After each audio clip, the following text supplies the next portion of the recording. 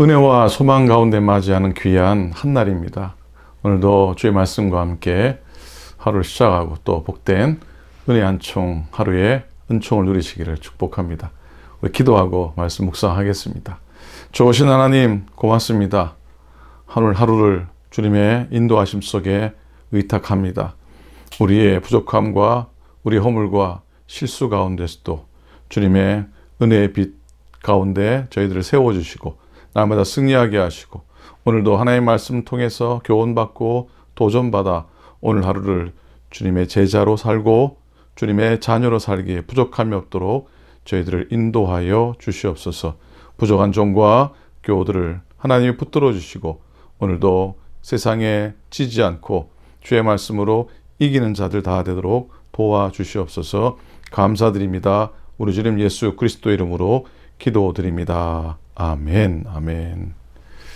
자, 오늘 함께 묵상할 말씀의 제목은 한 우물을 파는 제자, 한 우물을 파는 제자라고 하는 제목의 말씀입니다. 오늘 말씀은 누가복음 9장입니다. 9장 62절 한 절 말씀 묵상하겠습니다. 제가 읽어드릴게요. 예수께서 이르시되 손에 쟁기를 잡고 뒤를 돌아보는 자는 하나님의 나라에 합당하지 아니하니라 하시니라. 아멘, 아멘. 여러분, 사람들이 다 같은 모습으로 태어나서 다 같은 모습으로 살다가 다 같은 모습으로 이 세상을 떠날 것 같아 보이지만은 사람들의 생각과 또 그의 삶의 철학에 따라서 그들의 삶이 엄청나게 다르다는 것을 우리는 알 수가 있습니다. 이 시간에 인간의 세 가지 유형을 한번 나누어 보고 싶습니다. 자, 첫 번째로요, 쫓기며 사는 사람입니다. 소위 사주팔자형 인간이라 할 수 있습니다. 무엇인가 잘못된 것에 이끌려서 이게 운명이다, 그렇죠? 팔자다 하면서 질질 끌려가는 인생을 말합니다. 원치 않는 생을 사는 것이죠. 하고 싶지 않은 일을 하는 겁니다. 덜미 잡힌 채, 멱살 잡힌 채 정말로 살고 싶지 않은 인생을 부득불 살아가는 사람들이죠. 자, 그리고 둘째는요, 쫓아가는 사람입니다. 이런 사람을 소위 이른바 이상지향형 인간이라 할 수 있습니다. 나름대로 세운 이상과 꿈을 추구하면서 열심히 쫓아가는 것 같은데 늘상 뜬구름 잡는 것과 같습니다. 현실이나 객관적인 사실을 무시하고 뭔가 앞에 좋은 것이 있을 것이라 때는 허황되게 또 허망하게 생각하면서 무지개를 잡으러 가는 소년처럼 그렇게 살아가는 사람들입니다. 그리고 마지막으로 세 번째로는 부름받은 사람입니다. 하나님의 높은 뜻과 경륜 속에 내가 있다고 믿습니다. 그래서 현실 속에서 부르시는 하나님의 뜻을 잘 압니다. 과거에도 하나님이 계셨고 오늘 나의 모습 또 나의 내일도 하나님의 뜻 안에 있다는 것을 믿고 맡길 줄 아는 사람입니다. 여러분은 모두 부르심 받은 인생을 살아오셨고 또 앞으로도 그렇게 살아가실 줄로 믿고 또 축복하고 또 부탁을 드립니다. 한 아들이 있었습니다. 아버지가 그 아들에게 이렇게 말합니다. 나의 일을 좀 도와줄 수 없겠니? 도와줄 수 없겠니? 그러면은 두 가지 대답이 나오죠. 좀 도와줄래? 그러면 첫 번째로는 예라고 답하는 착한 아들이 있습니다. 근데 혹 뭔데요? 라고 그렇게 다시 되묻는 그런 아들도 있을 겁니다. 도대체 무슨 일을 시킬 건지 그리고 이 일이 나한테 이익이 되는지 아니면 손해가 될지 계산을 하는 것이죠. 이 머리를 돌립니다. 이 잔머리를 쓰는 거죠. 내가 할 수 있을 것인지 또 할 수 없는 건지 내가 판단해 보겠다고 하는 그런 심산에 무슨 일인데요? 하고 반문을 합니다. 자, 예라고 하는 아들, 그게 무슨 일인데요? 하고 하는 아들의 마음 자세는 좀 다르다고 생각합니다. 그런데 또 하나 더 있죠. 이 두 경우와는 조금 다른 독특한 대답이 있는데요. 아버지가 날 좀 도와라 그러는데 이 아들의 말을 왜요? 라고 합니다. 이 왜요라고 물으면은 아주 상태가 심각한 경우라 할 수 있을 겁니다. 자, 여러분들은 오늘 나의 삶 속에서 하나님의 큰 뜻과 경륜과 음성과 부르심에 예라고 응답할 수 있기를 부탁을 드립니다. 부르시는 주님의 음성에 진실하게 응답하면서 살아갈 수 있기를 부탁을 드립니다. 그게 바로 제자로 살아가는 인생인 것입니다. 자, 누가복음 9장에는 예수님께서 이 예루살렘으로 올라가시면서 겪으신 많은 일과 그리고 하신 많은 말씀들이 담겨져 있습니다. 예수님께서는 이제 이 세상의 육신을 뒤로 하고 저 하늘나라로 가실 때가 가까워지셨다. 그렇게 믿으면서 예루살렘으로 올라가시고 계십니다. 먼저 예수님이 제자들을 앞서서 몇 사람을 그 사마리아 마을로 보내시게 되죠. 예수님 명을 바꿔서 앞서 마을로 들어갔던 제자들이 이 사마리아 사람들로부터 아주 푸대접을 받고 돌아오게 됩니다. 그때 이 야고보와 요한, 이 성질이 아주 급하죠. 우리의 아들 보아너게라는 별명이 있을 정도니까 이 급한 두 아들이 그런 광경을 보고 못 참았습니다. 그리고 하는 말이 사마리아 사람들을 혼내줘야 된다고, 저주해야 된다고, 심판해야 된다고 주장합니다. 보복을 주장한 겁니다. 54절이죠. 주여, 우리가 불을 명하여 하늘로부터 내려 저들을 멸하라 하기를 원하시나이까. 제자들이 지가 뭔데, 자기네들이 그 사마리아 사람들을 심판하려고 하는죠. 자, 그런데 예수님은 그 두 제자를 돌아보시면서 꾸짖으십니다. 꾸짖으세요. 오히려 어떤 비난이나 고난이라도 달게 감수하길 원하셨고요. 그래서 다른 마을을 향해서 먼 길로 돌아가시는 길을 택하게 됩니다. 주님은 이렇게 폭력이 아닌 평화의 길을 선택하신 겁니다. 도망간 게 아닙니다. 피해간 게 아닙니다. 평화의 길을 택하신 겁니다. 이것이야말로 참된 삶의 방식이고 구원의 방식이기 때문입니다. 오늘날 교회들도 그렇게 주님의 방법을 따라 나아간다면 웬만한 난관들은 다 극복하면서 우리가 이겨 나갈 줄로 믿습니다.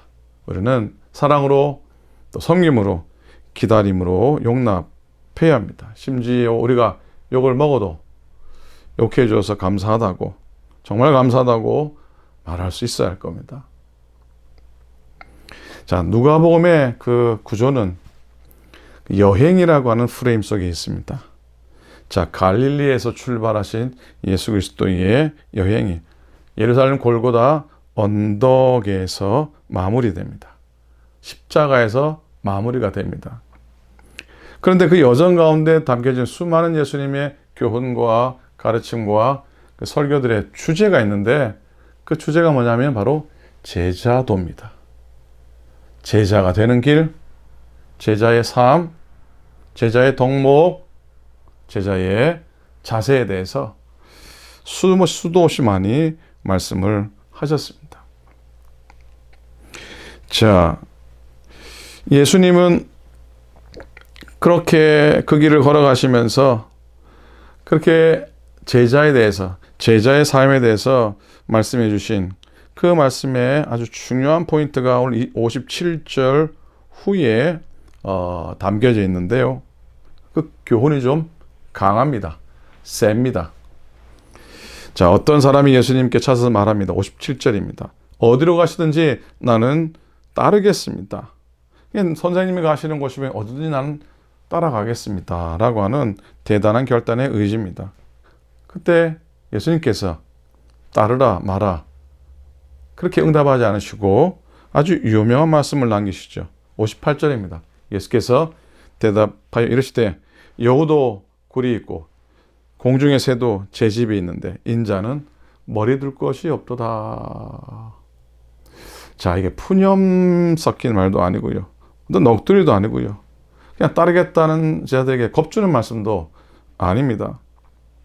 이 말씀의 의미는 주님을 따르는 자가 가져야 할 청빈, 물질에 대한 초월, 가난도 기쁘게 감내할 수 있어야 한다는 제자도에 대한 교훈입니다.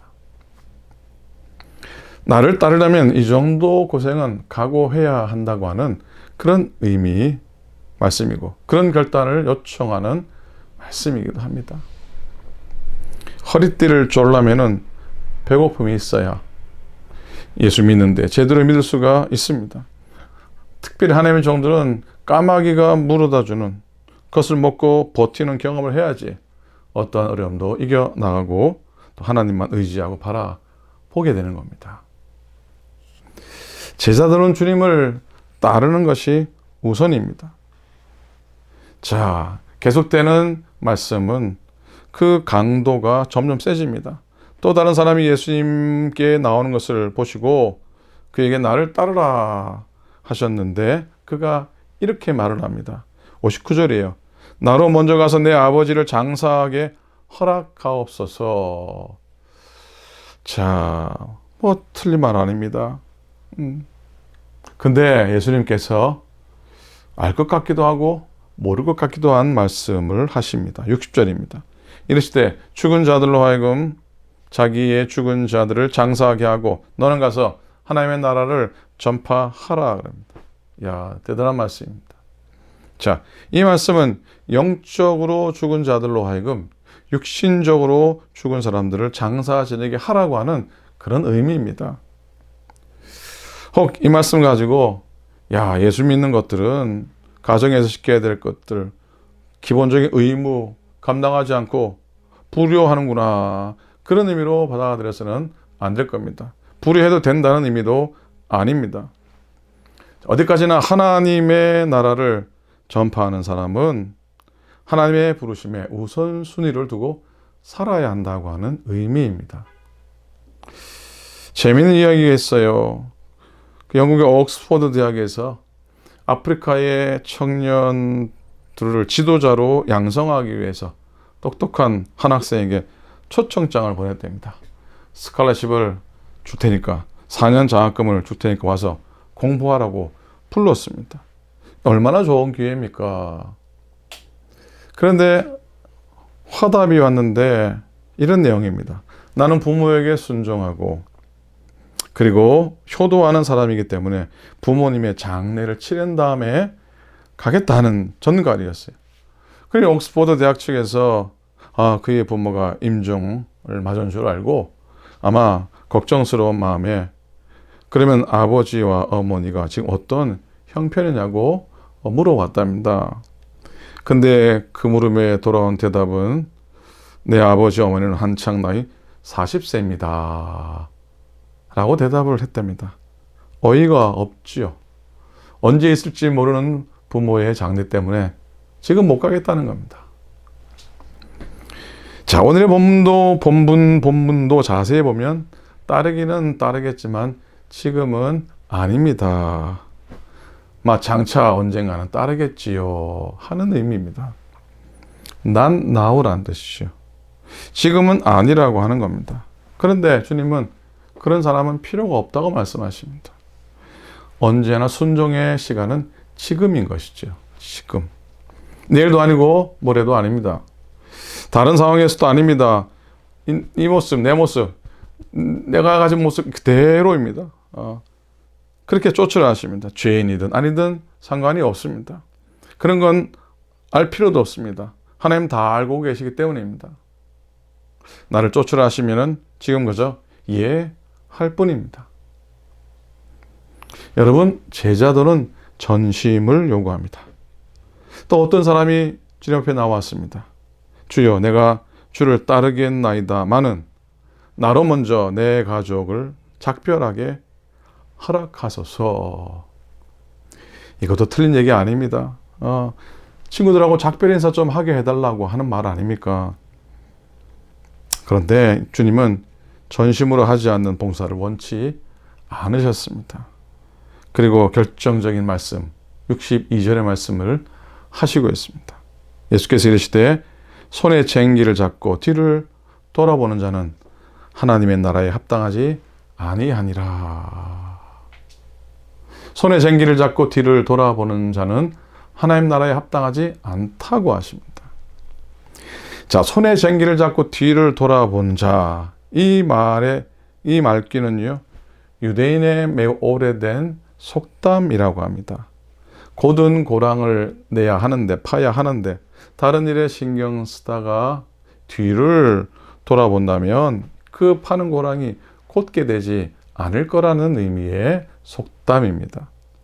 우리말로 하면 우물을 파도 어떻게? 한 우물을 파라는 말씀의 의미와 같습니다.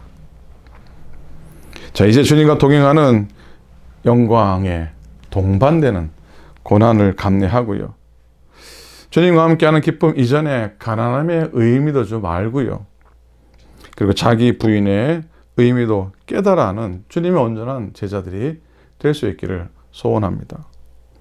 오늘 우리는 우리의 신앙을 반대하고 대항하는 이들에게 인내해야 합니다. 주의 사랑과 인내로 포용해야 할 것입니다. 제자의 길은 전심을 요구하는 길임도 우리는 늘 기억해야 합니다. 여러분, 이제 예수님 믿을 날이 그리 많지 않습니다. 아기 예수님 오신 성탄의 계정을 앞으로 맞아야 얼마나 더 많이 더 맞이하겠습니까? 주님 뵐 날이 가까웠음을 늘 깨닫고 주님의 제자로서 조금 힘들고 조금 버겁고 어떤 때는 좀 욕 좀 먹고 손해를 보아도요, 하나님 나라 일을 우선하면서 살아갈 수 있기를 꼭 부탁을 드립니다. 지금 평생토록 나의 일이 우선이었다면 지금부터는 주님의 일이 우선입니다 라는 고백과 그런 삶의 자세로 우리 한번 살아보기 원합니다. 오로지 부르신 그 부름을 받들기 위해서 한 곳을 향해 앞만 바라보고 전진하고 또 한 우물을 파는 그런 믿음의 제자들로 서실 수 있기를 우리 주님의 이름으로 간절히 부탁을 드립니다. 아멘. 기도하겠습니다. 하나님의 은혜를 감사합니다. 오늘도 주의 은혜로 주신 한 날, 또 주님의 예비하신 가운데 허락하신 귀한 말씀들 오늘도 마음속에 담습니다. 하나님 아버지, 주의 은혜가 오늘도 우리들의 심령 가운데, 삶 가운데 가득하게 넘쳐나도록 인도하여 주시옵소서. 평생을 살아온 우리의 믿음의 삶이지만 그러나 여전히 모자라고 여전히 온전치 못했던 발걸음이었음을 고백합니다. 그러나 이제 정말 한 우물을 파는 심정으로 주님만 바라보게 도우시고 하나님 아버지 손에 쟁기를 잡고 뒤를 돌아보는 자가 되지 않도록 역사하여 주시옵소서. 이제는 돌아갈 길이 없다고 다짐하고 주만 바라보며 한 곳을 향하여 은혜로 서는 당신의 종들 되게 하소서. 그리하기 위해 실족하지 않게 하시고 그리하기 위해 낭망하지 않게 도와주시옵시고 낙담하지 않게 도와주시옵시고 그리하기 위해서 늘 주의 은혜를 구하고 기도하며 하나님의 지혜를 구하며 살아가게 하여 주시옵소서.